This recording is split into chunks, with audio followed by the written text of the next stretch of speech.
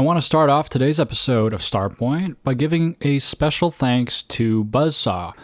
Buzzsaw a couple months ago reached out to me and offered 2 months of Benkyo League with her accumulated credits. And so I was privileged to experience Benkyo League for the past couple months, and it's a lovely little community. You get access to his special Discord section, although there's free sections as well where you can just hop in and join Benkyo's community. But there's also exclusive lesson videos and weekly group lessons. And I think the best part of all is if you play in the league itself, he will give at least one video review of one of your games. And if that's something that you're interested in, go ahead and check out Benkyo League. And thank you again to Buzzsaw for the free 2 months of membership. Welcome to Starpoint, the show about Go for Go fans away from the board. And we're going to start off with a quiz, a pop quiz. I like doing quizzes. It's hard for me to come up with the right topic or format for the quizzes, but I have one for you today. And it has to do with today's topic. What we're going to do is I'm going to play 6 different stone sounds. It's going to be a stone sound quiz from different servers to see if you can recognize which server uses which stone sound effect. So buckle up and get ready because I'm going to play 6 different stone sounds. I'll play the sounds in order and I'll name them 1 through 6 and try to just remember which server you think each sound is from. And then when we go over the answers, I will play the sound one more time so you can kind of remind yourself what you thought before I tell you what the actual answer was. Now just keep in mind there may be servers that have variants of the sounds, like you can switch up the sounds, but I think I'm choosing like the kind of main ones. So without further ado, let's get into stone sound number 1. All right, that was stone sound 1. Let me play it one more time. I'm curious how you guys will do on this because it could either be really obvious, which was what I would think if you're on these servers a lot, but I could also feel like it can just psych you out a bit, especially hearing it on a podcast when you're not actually playing the game. But anyway, here's stone sound number 2. Ooh, it's quite different. Here it is again. Okay, and again, that was stone sound number 2. And this is stone sound number 3. That's so different. They're all so different. Hearing these back to back really makes me realize how different they are. Here it is, stone sound number 3, one more time. And here's stone sound number 4. Are you still feeling confident? Do you know which sound is which? We've gone through 4 so far. Here's 4 one more time. And here's stone sound number 5. Okay, by now I feel like they might be blending together a bit. Let's hear stone number 5 one more time. And last but not least, I'll call this a bit of like an extra credit bonus question. Stone sound number 6. And here's stone sound number 6 one more time. Okay, try to have the answers in your head now for all the servers that you can think of from 1 through 6. And to make it a little easier for you, I can play it all the way through one more time, starting from 1. So here's 1, 2, 3, 4, 5, and 6. All right, make sure you have your answers locked in, written down in your head or whatever, because we're about to get into the answers. Okay, so stone sound number 1 is fox. I like this sound. I like the clickiness of it. I prefer a clickier, less realistic stone sound when you're playing online. I don't know if I like trying to make the whole thing sound very, very realistic. I like the kind of uniformity of a clicky sound. But that was Fox, and stone sound number 2 is... Well, a lot of you, when you heard this stone, it just shook your nostalgic bones because this is KGS. You can almost hear how old these sounds are. The OG KGS stone sound. Stone sound number 3 was OGS. Now this one's a little tricky because OGS does have a lot of other sounds you could choose from, but this is the floor goban sound that they have. I believe it's the main sound, unless I've changed it to that one a long time ago and I don't remember what the default is, but I'm pretty sure this one's pretty popular. And next up we have stone sound number 4, another clicky sound, which is kind of a hint because it's a lot like the Fox server. It's TiGem, the other big giant Asian server. They have the similar approach of making kind of a not super realistic sound for the stones, which I do like. I like both of the sounds. I might prefer Fox. It has a little more depth to it, though I don't mind the very minimalistic click of the TiGem stone.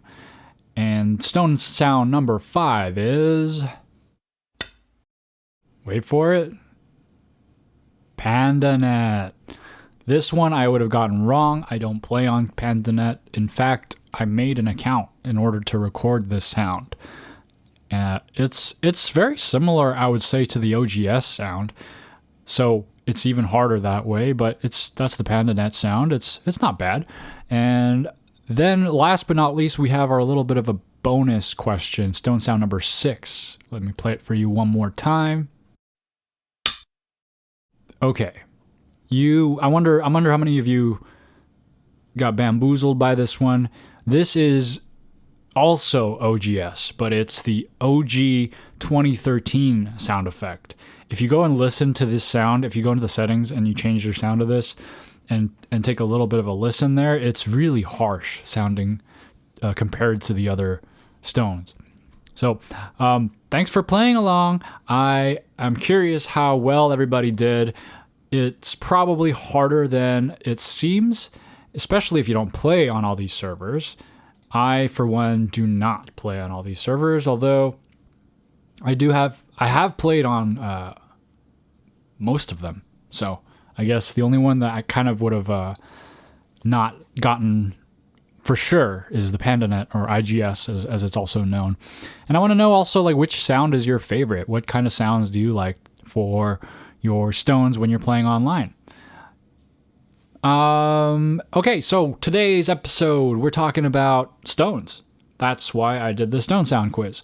And I'm just going to go through all the different qualities and features of ghost stones and different types and just kind of comment on all of them. And we're going to start off by talking about single versus double convex. So first of all, what is single and double convex? So these are terms used to describe the shape of ghost stones. As Go players, we don't use checkers, little hockey puck things. We use curved stones because they're nicer on our fingers. Otherwise, they would dig into our cuticles and it would kind of hurt. But even so, we do have two different varieties. The double convex size, the double convex shape is, I think, what most people think of when they think of Go. It's popular in Korea and Japan, but it's the one where they have curved sides on both top and bottom. So it looks like, what looks like that? Kind of, imagine like a lemon, but not really. Lemons are way too bulbous, but like, you know what I mean? Like it has like they come to points on the end and there's just like, anyway, you know what I'm talking about. So single convex stones, I think they're very ergonomic. You put them in between your fingers and they fit perfectly in there. And it's the shape that I personally prefer.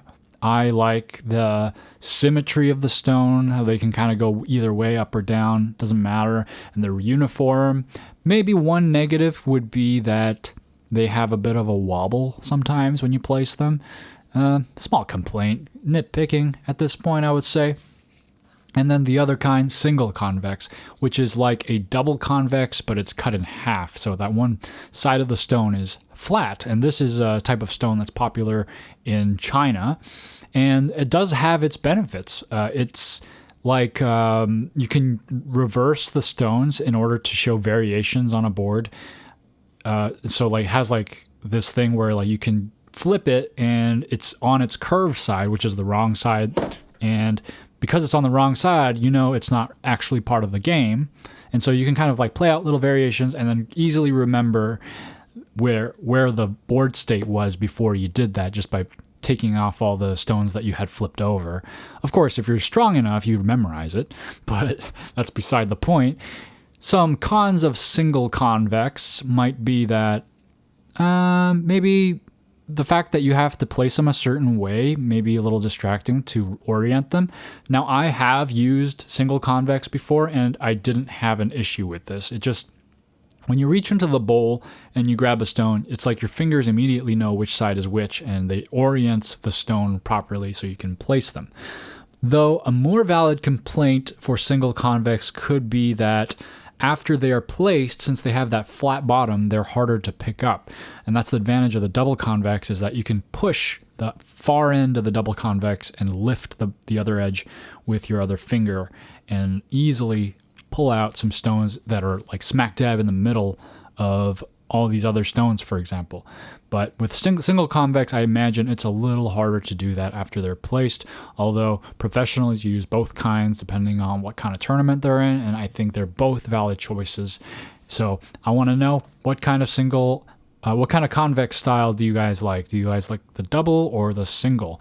I'm going to be asking you all sorts of preferences, and for the listener mail question of the week, I'm going to probably ask you what kind of stones you like, and reiterate that at the end of the episode. So, okay, let's say you've got your single or double convex stone. You've settled on the kind or the shape that you want. Well, what kind of material is probably the biggest question you should be asking for what stones to get for yourself. So the main materials that I know of are shell and slate, which is one material, which is like the set. They go together. Yunzi, glass, and plastic or melamine, or some kind of that plastic type synthetic material. Let's start by talking about shell and slate. Now, these are fancy stones. Shell is made from clamshell. They're punched out, and I actually found a video that shows the manufacturing process of it, and I want to actually go ahead and watch this video right now and just kind of describe to you what's going on in the video, though you can go ahead and check out the video yourself afterwards, or right now if you want to just pause the podcast and look at it yourself, but I'll link it. But for now, I'm going to just watch the video and kind of describe to you what's going on. And so I'm playing the video right now, and so they have this little shell, and they're punching a hole through it with this heavy, like very industrial looking machinery while running water through it. And you can see this like white liquid come off, which is, I assume, like fragments of the shell that's mixing with the water that is used to lubricate while they punch out the clamshell. And it's like, obviously it's going to be the size of a ghost stone. And what they do with it, they take that, like, I think it actually looks kind of like a hockey puck in terms of the shape. They take it and they attach it to or they don't attach it, they like put it at the end of this wooden dowel, and they use that dowel to press this stone against a scalloped stone surface. It's like a slide almost, right? And they're rubbing it again and again and again on the slide to give it a curved surface. So they're manufacturing double convex stones, and it's like this one stone, and they're working on, it's like a whole project.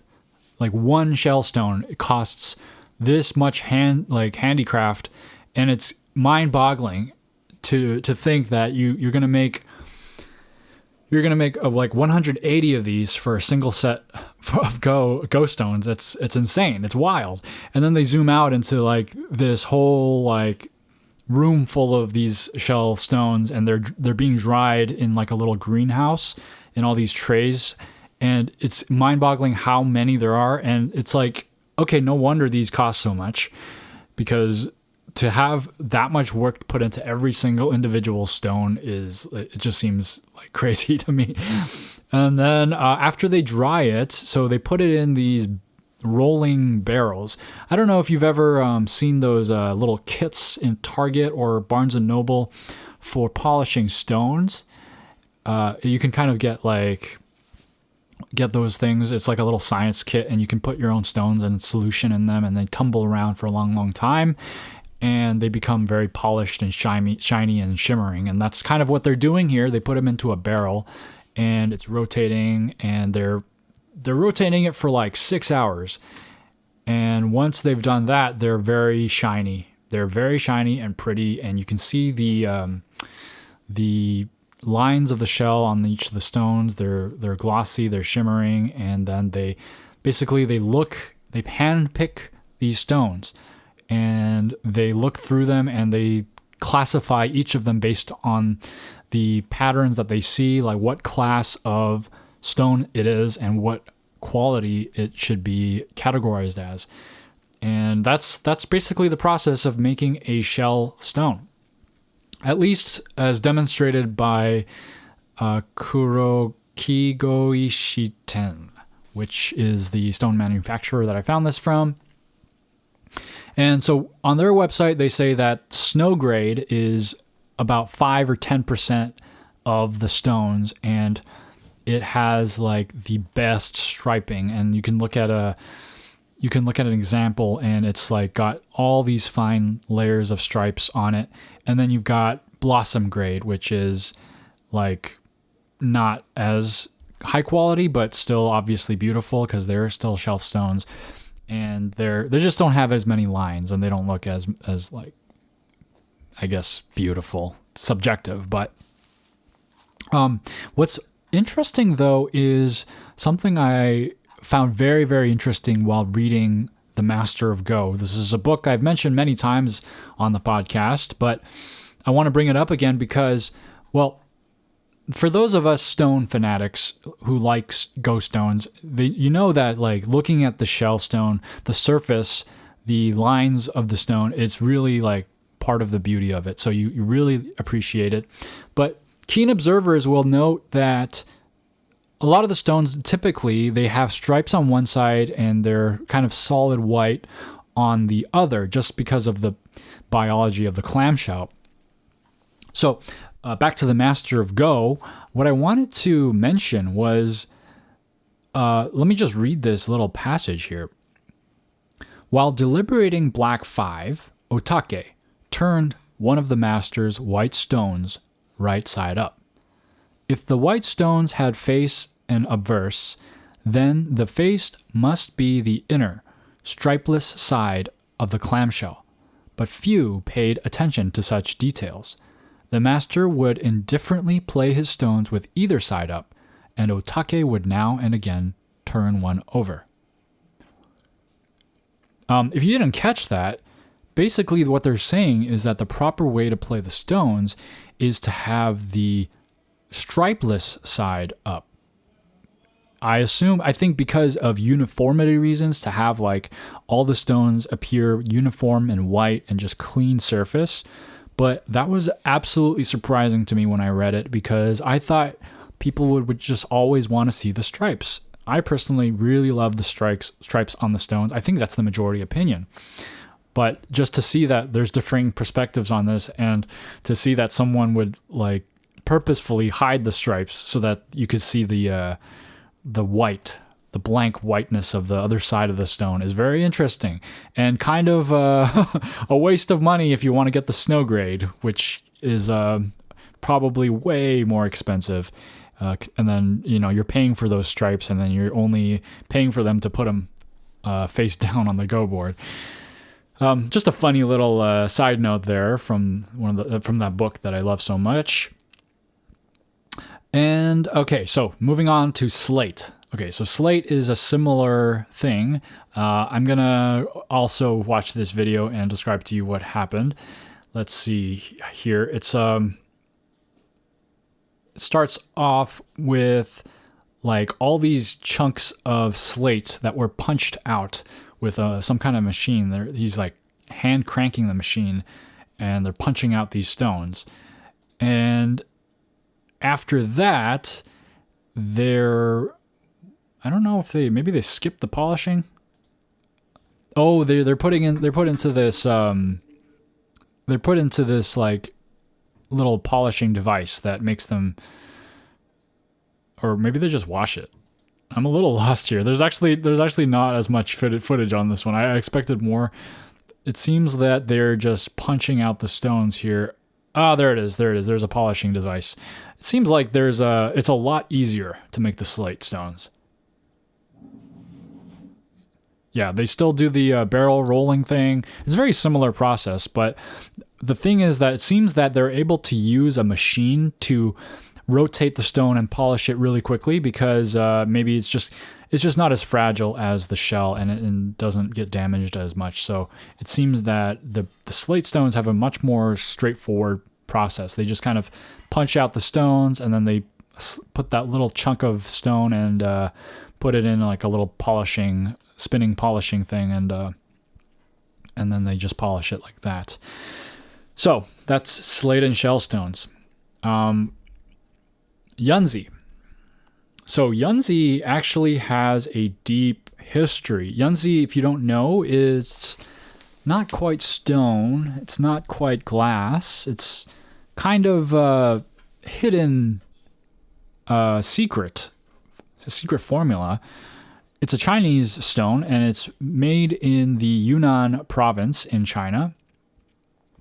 And if you want to look at the Yunzi stone, they kind of look. My friend likes to refer to the white stones as looking like rice in a bowl. The black ones are the ones that are very interesting though, because they look black. They completely look black.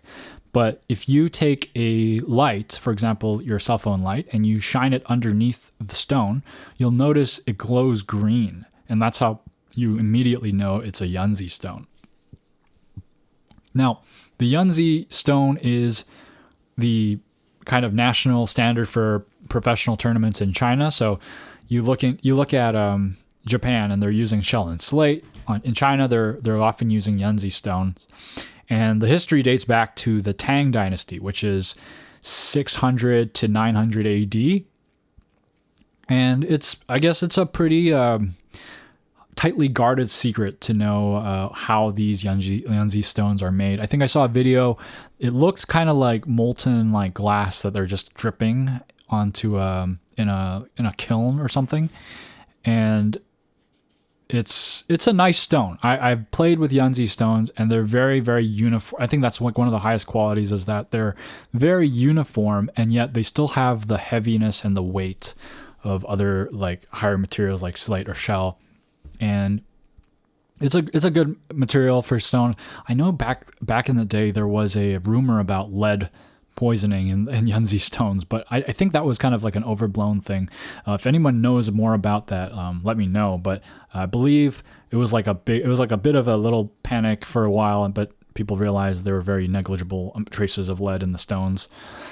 But yes, the Yunzi stones were introduced in the Tang Dynasty, as I was saying, when Taoist master Lu Dongbin, one of the 8 immortals, was traveling through the village of Yongchang in Baoshan County. And he came upon a poor peasant who had devoted his life to taking care of his aged mother. Lu Dongbin taught the young man to make Yunzi stones out of agate and amber, materials which were plentiful in Yongchang. And then the young man became rich, and these young Yunzi stones, as they were called, became famous all over China. Interesting story there. So lots of interesting history and stories revolving around this Yunzi material. It's a little bit pricey, I think, especially nowadays. I think it's gotten even pricier, so it's a little hard to come by. But shell and slate obviously are also very, very pricey. So if these are pricey, if these are too pricey for you, what can you do? Well, you can get glass stones. Glass stones are pretty standard when it comes to Go. If you're gonna look for a affordable set and you don't want something super cheap, glass is a perfectly fine way to go. Glass is, I think, very commonly used in Korea. The downside is, though, if you get too low quality of a stone, a lot of them will be uneven and chipped, as was the case with my dad's old stones that I initially started off with. So chipping and unevenness can kind of vary a lot within the glass stones. But overall, glass stones are, I would say, like the standard common stone for Go players, and if it's totally serviceable to everyone's needs. And I want to comment also on the plastic stones because, okay, you might think plastic stones are way too cheapy, but it actually really depends on which stones you're talking about. If I played with ing stones, and those are kind of like a plastic material, and they're actually really nice. They've got a really nice thickness to them, and they feel good, and I would totally like a set of those stones, and they're plastic. If you look at like a magnetic set, usually those are kind of light, but it's a different purpose, right? Because you're traveling and you want something light and you want something that can stick to the board. But if you find quality plastic stones, they're often very, very good. I think better than plastic chess pieces. But those are the main materials. I'm sure there's stones made of other materials. I'm sure maybe some people have played with Mentos, or as they say in Europe, Mentos. But you can use anything for stones. But these are the ones that we as Go players typically use. And a comment about the size of these stones. They're sized from, at least for the standard Japanese style stones, they're in diameter, they're all pretty much the same. Go boards are pretty uniform, and so stones are also pretty uniform in terms of the diameter, but the height or thickness of the stone can vary quite a bit. And these thicknesses are standardized into sizes. They look kind of like pant waist sizes, but it goes from 22 to 50, and 22 is super thin, is about 6.3 millimeters, and 50 is like 14.3 millimeters, which it makes it look like a marble. I'm exaggerating a little bit, but you almost can't see the point on the edges where the curves usually meet.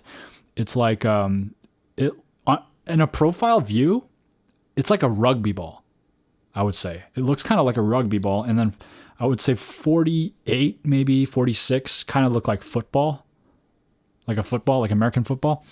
And then 22 is like a pancake. People have a lot of opinions on different sizes. I think the popular ones are from 34 or 36, 32, kind of that range. I personally have a set of shell and slate stones. They're size 30. They're a little bit on the thinner side, so because they were a little thinner, they were more affordable. And I bought them on eBay used from Japan for like $137. So the thing is, with shell stones, I never thought I would own a set of shell stones unless I became like 6-dan or something. I would treat myself. But I thought, because I thought they were always going to cost like $500 to get a set of shell stones. But I found like sub $200 shell and slate stones on eBay, and I picked them up. It was like, I was like really surprised that I could afford these stones, and I was like, whoa. Like, I never thought that I would like buy a set of shell and slate stones. I had like idolized them for a long time. I was like, oh yeah, I'll never get shell and slate. I'll stick with my nice glass stones, which I also have. I have a glass set as well from Korea. They're called Jang stones, and those were like $85. The Japanese stones, though, the ones that I bought, they They were great. They are great, and they're the ones that I always use whenever I bust out my real board. But they did have a couple of chips in them. I mean, they packaged it as good, as well as they could have. I mean, I had no complaints about the way they shipped it out, but I'm sure, either they were chipped to begin with or they chipped on the way. And as I'm one of those finicky people with these things, I actually contacted Solomon at Baduk.club, and he has a service where they send out replacement stones, and he even asked me questions about my current set to make sure it matched the color and everything as much as possible. And I got like a handful of replacement stones, and good as new. They blend right in, and I'm really happy with my set of stones that I have. And that's and then I have my other set, which is like the cheapo set that my dad had lying around that I was collecting dust before I got the glass stones. But I have the shell and slate stones now, and boy, do they feel good. I don't think I can go back to the glass ones at this point. But those are my stones. So that's it.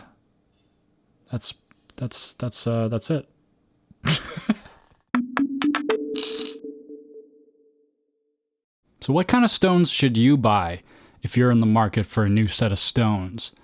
Well, let me talk about that right after Go Magic. Go Magic is a modern platform for learning Go. You can get high quality lesson videos, and the great part of it is that there are interactive quizzes in between the videos to test what you've learned. I really like that about Go Magic, and they've got a bunch of other tools that you can use. A lot of them are free too, so go check it out. And they have a lot of lessons from beginner to intermediate to expert on a lot of topics like the opening, attachments, and they have a new one, I think, where you can learn about how to handle codes, and they even have history lessons. So if you haven't checked out Go Magic, you can get 25% off your first purchase on gomagic.org by using the code STARPOINT at checkout, and it will help out the podcast as well if you use the promo code. So go check out gomagic.org and use StarPoint to get 25% off your first purchase at checkout. So, as I was saying, what kind of stones should you buy? Well, let's talk a little bit about where you can buy stones for Western consumers of Go equipment. Yellow Mountain Imports, I think, is pretty much one of the biggest ones out there. And then you can go on Amazon. You'll see, a lot of the stones you'll see on Amazon are actually sourced from Yellow Mountain Imports. But another one, I would say, another option that is great that I would highly recommend is eBay, because that's where I found my set of Japanese stones. Now, you can go to Japanese manufacturers directly and see if you can order stones from those sites, but they're typically incredibly pricey, and that's not within the budget I have for the Go hobby. Another option is Baduk.club. You can go to store.baduk.club, and they have some great high quality equipment. They have a lot of great inventory there. So go check that out if you're in the market for some stones. But don't get sucked into the hype of stones. I think that sometimes we get a little carried away with our equipment, and it's easy to just get lost in our set of stones and become very perfectionist and be very materialistic about them. At the end of the day, stones are just a tool for us to appreciate the beauty of the game of Go. Sure, the stones themselves can be quite beautiful, and I think it is part of appreciation for Go to appreciate the stones as well. But whatever stones you've got, as long as you can play with them, whether they're Cheerios or the highest quality shell and slate stones, it's good. As long as you can play Go, it's that's good enough for you. And if you like your stones, I think that's what's important. And if you like how they feel and you're actually using them, that's another big thing. If you buy stones and you don't use them, then, well, I don't know if that's something that I support. So that's going to do it for the stones subject for this episode. And it's time for the DDK Advice Corner. The tip of the day is don't cut two strong groups. Let me elaborate.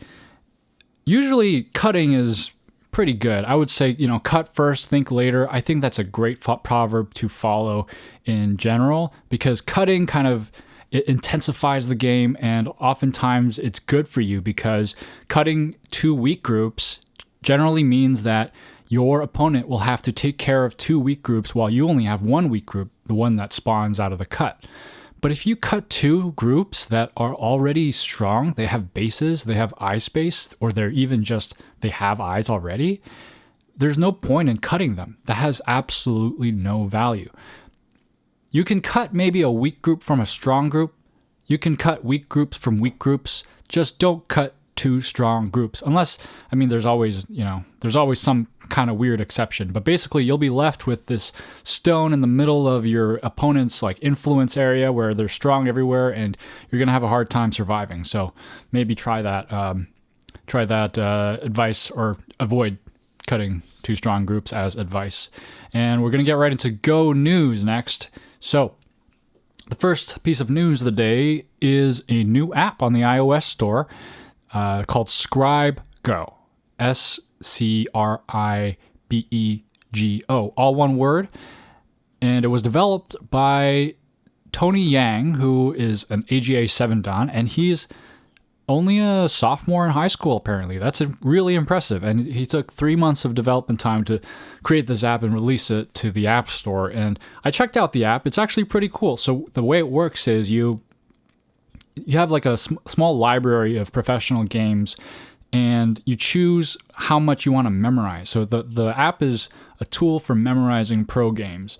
And you can choose a range of moves that you're comfortable with. I personally started off with doing 50, and I did okay. You have it's not like you have a limited time to study it. You can just go through the moves, and you can flip through what the pro played or the pros played, and then when you're ready, you click a button that says that you're ready, and then you basically have to replay the game in the app, and it'll grade you on how accurate your moves are. So if memorizing pro games is something that you're interested in, and you have an iPhone, sorry, Android users, Scribe Go. It's a really cool new app developed by Tony Yang, and he's an AGA 7 Dan, and if he finds there's value in memorizing pro games, maybe that's some advice that we could take. So, and by the way, for the Android users, he does plan on developing for Android, but remains to be seen when that will be. New exciting competition, I would say. It's funny because I can't really say it's a tournament, but a Go competition almost, called the 2024 National Brilliant Move Go Artistry Contest is gonna take place. It's really weird and new, and I've never heard of anything like this, which is why it's kind of exciting. But it's being run by the Capital Go chapter of the AGA, which I think is in Virginia, in collaboration with the San Diego Go Club, the New York Institute of Go, which is home to Ryan Lee and Stephanie Yin, 2 of the professionals in North America, Evanston Go Club and Paduk.club. And this is a very, very new idea for a tournament where people will submit brilliant moves and artistic moves, and they will be graded how if you go watch the Olympics and they're doing figure skating, except figure skating isn't a game, so you can't really compete. You have to grade them. You have to have judges that grade them. Same goes for gymnastics and all sorts of things like that. And so that's the concept here, where we are looking at Go moves, and we're not necessarily asking who won the game. We're not asking people to win games, but to play beautiful moves. And I think this is a really, really cool idea. There's categories for this, and let's say the age categories first is the open category, which is open to all, and then there's the 18 and under, and then the over 55 category, and then we have the classification categories of what kind of beautiful move it is. So the categories are fighting or Tsuji, end game, dragon killing or settling. I'm not sure how those 2 are related, dragon killing or settling. And then the last one, brilliant move of the year. it's super cool. I hope there's a lot of coverage for this. I hope there's some video stuff. And there's an exciting panel as well. The professional panel includes Yoon Kim, 8P from Korea. She also has a YouTube channel and a Twitch, I believe. Lee Hai, 5P from California. Ryan Lee, 4P from New York. I'm not sure if Lee Hai maybe is a name for another AGA professional, because I have not seen that name before. But if anyone knows, let me know. And then we have a strong players panel, so like a strong amateur panel, which is consists of Albert Yen, 8 Dan, King B, 6 Dan, or King Bai, I'm not sure, and then Michael Zhao, 6 Dan. And the criteria these judges will be using for judging these moves will be creativity, effectiveness, and validity. So it's like you can't just make a pretty move. It has to make sense within the context of the game. It doesn't need to be the blue move from AI.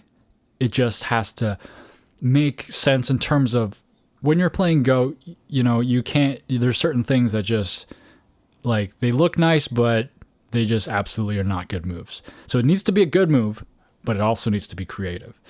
And then the voting weight will be 40% of the will be 40% determined by public vote, and that's going to be through social media, and then 60% of the vote by the 6 judges.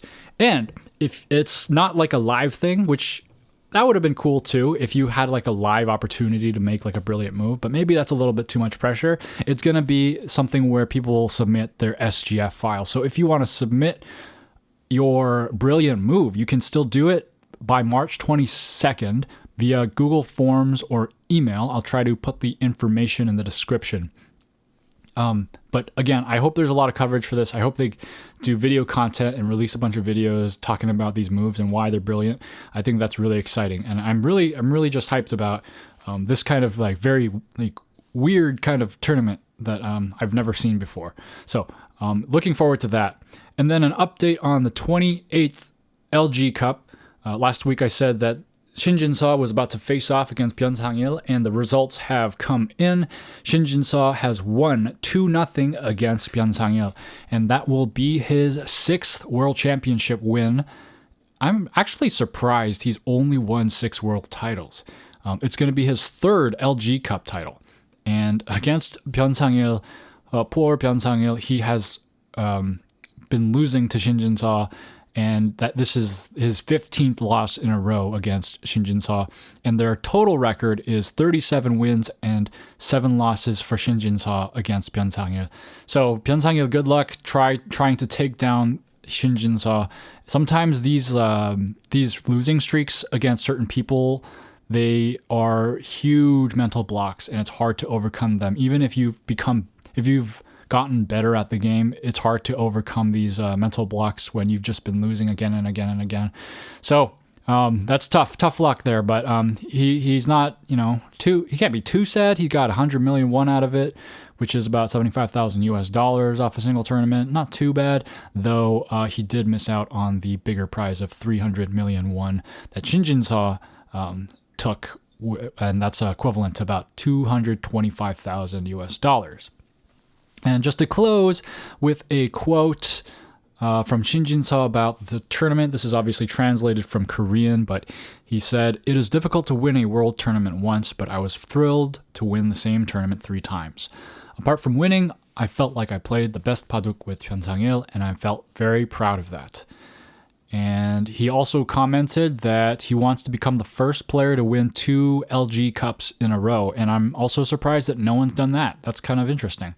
I guess it's hard to just steamroll throughout the world tournaments in Go. But we'll see if Shin Jin-seo wins the LG Cup next year and breaks that record.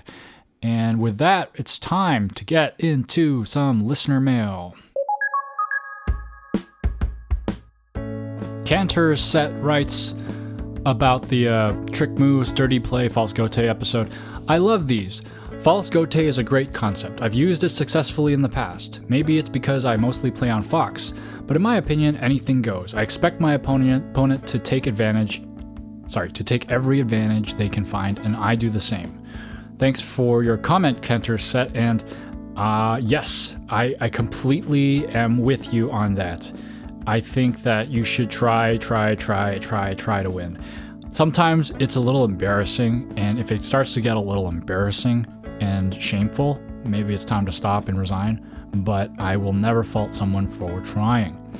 Thanks for writing in. Celoran says, greetings, Justin at the Starpoint podcast. I tried posting a YouTube comment yesterday on episode 16, the one about reading, but YouTube seemed a bit weird, kept deleting it, and I might have retried a few times. Sorry if you ended up having a bunch of same comments for review if that's the case. I don't think I got any of those, so maybe just, I don't know what happened there, but I don't think I got anything. Anyway, I'll copy and edit it here once more in case the YouTube comment never reached you. Regarding the scandal relating to the match, it's really a shame. I had hoped, probably like many others, that it could help boost the popularity of Go sooner rather than later. Oh well, at least we now have Captivating the King on Netflix, which also touches upon Go. I am really sad about that. Yeah, I've expressed that in the past, and like Captivating the King, it's okay, I guess. It's not anything near like what I was looking forward to in the match, because that's actually about Go and Go history. And so yeah, I'm still sad about that. Thanks for reminding me.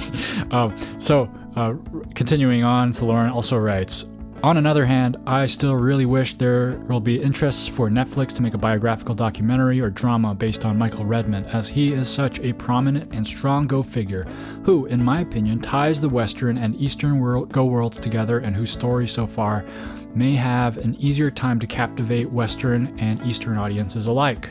For reference, here's a short biography of Michael Redmond so far, and there's a YouTube link. I just learned today that he even makes Go content in Japanese in addition to English for Japanese audiences. I still have to catch up to the rest of your Go podcast episodes, but so far so good. Cheers, Celoran. Thanks for writing in, Celoran, and I'll have to check out that video that you sent me. I do want to know more about Michael Redmond. He's definitely a big figure in the Western Go world. He's the one you think of as like the Western representative of strong Go playing, and I mean, he's kind of like paved the way in a way where like he didn't have predecessors, like he didn't have anybody before him that I know of that like did something similar and went as far as he did from the kind of background that he came from. So that would be interesting, at least for me. Thanks so much for writing in again. Sam Rehiro writes, or Sam W. Rehiro writes, as a chess player, I have seen far dirtier, haha. These so-called dirty plays seem to me like great ways to get into your opponent's head. I have sometimes seen chess players quote-unquote blunder pieces in mutual time trouble, expecting their opponents to have pre-moved something other move than taking the free piece. I think there's a word missing somewhere. But anyways, they pre-move something other than taking the free piece, I think is what that was supposed to say. I wonder if something similar could happen in Go. It is probably less likely to work since most games are Byoyomi, so you will have enough time to respond, but maybe in a different time control, you could maybe play inside a Seki when your opponent doesn't expect it, and hope you play somewhere allowing you to capture everything. It would at least be something to look out for, especially if you are ahead and your opponent only has dirty plays to get back in the game. Thanks for writing in, Sam. I assume your name is Sam. And I've seen videos of chess players doing these like their own version of time sujis, and they're quite ridiculous. It's like sometimes the game is like, can you make legal moves in time? And because like they play bullet chess. I don't think anyone plays bullet Go. And I think it's just a lot easier to play weird, sneaky things in chess. Go is, I mean, it can be weird and sneaky, but it's a little harder. I feel like it's just, I mean, especially with the Byoyomi. Obviously, I'm thinking like maybe if Byoyomi was taken out of the equation. But yeah, you do have to be a little careful, and I can tell like when I'm playing an opponent and they're clearly winning, and I'm starting to bring out the sneaky plays. I'm at a level where they're very wary of that, and they will not fall for it. I will like play some kind of tricky move and they will think about it. And sometimes, you know, they'll play some weird gote move that they didn't need to play, but oftentimes that doesn't change the state of the game. So anyway, thanks for writing in. Plixik writes, I think you owe it to your opponent to test their knowledge of life and death. Just because you know it doesn't mean they do. Better to lose and learn something than win because your opponent wanted to be respectful.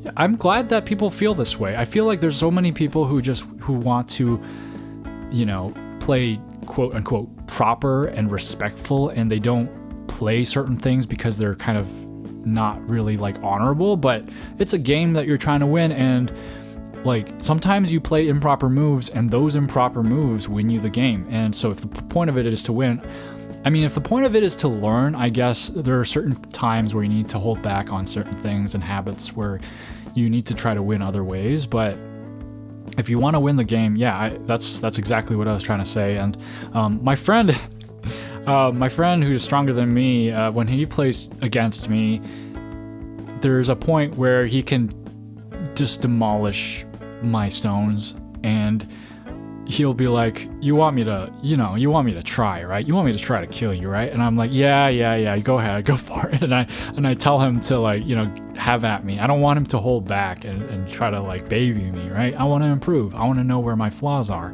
So it is a mutual kind of understanding and respect to try hard and try to kill each other in the game. Anyway, thanks for writing in, Plixic. Capsele337, Capsele says, if playing Go is like a conversation, then trick plays are lying. Ooh, this is a different perspective. And lying can be a lot of fun in a game. Okay. One trick play I like is to play into your opponent's delusions. For instance, if they tanuki from an unsettled group clearly thinking that it is alive or dead, I like to play as though their delusion is true, at least until I get sente. Over the board, this also includes body language and not looking at the unsettled group until you actually play there again. Okay, I thought I was going to have the first naysayer of trick players, but looks like you like to do this as well. And the way you put it kind of reminds me of when you play games like Werewolf or Mafia, where you have to deceive each other. Oh, another one I like is Resistance. The Resistance, that one's a really fun one. There's a dash of poker and social deduction stuff in Go that disappears more when you play online. But I like how much you've. I think the playing into your opponent's delusions would be definitely another thing I could have listed in the other episode. That's what I do too. I try not to. I feel like I try to play proper in that situation. For some reason, in that situation, if I know my opponent plays delusionally and tanukis away from an important group, I will just play the local move. I think I'm a little scared they'll realize and they'll go and respond. I don't know how to say your name. K writes more. In chess, trick plays are known as hope chess, and consensus seems to be not to play hope chess since it hinders improvement. But I think that does not transfer to Go. Go is more strategic, whereas chess is more tactical, and deception is a valid part of strategy. Hope chess. I've never heard of that term before.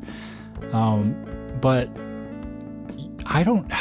Yeah, I think the thing is that you just need to have a balance with Go. You can't just rely on trick plays. You can't focus your time on trick plays and depend on them to win, but you should count that as one of the things that you work on and definitely incorporate that element of the game into what you're doing as a Go player. And it depends on all our goals, right? But as long as you're having fun and learning and improving, and you don't have to improve to be a good Go player, but some of us like to, and that's a very important part of the game for us. And the question of the week is, what kind of stones do you like, and what kind of stones do you own? Do you have any strong opinions about Go stones? Let me know in the comments on Reddit or YouTube. If you have a question about anything else related to Go, or any thoughts that you want to share, or any stories, you can also comment that wherever you're listening, or you can shoot an email to me at starpointpaduk@gmail.com, starpointbaduk@gmail.com. If you want to support the show, you can go ahead and like and subscribe or follow wherever you're listening. You can hit the bell on YouTube if you want to be notified of the latest episode, or leave a review on your podcasting platform. Thanks for listening, everyone. Keep playing Go.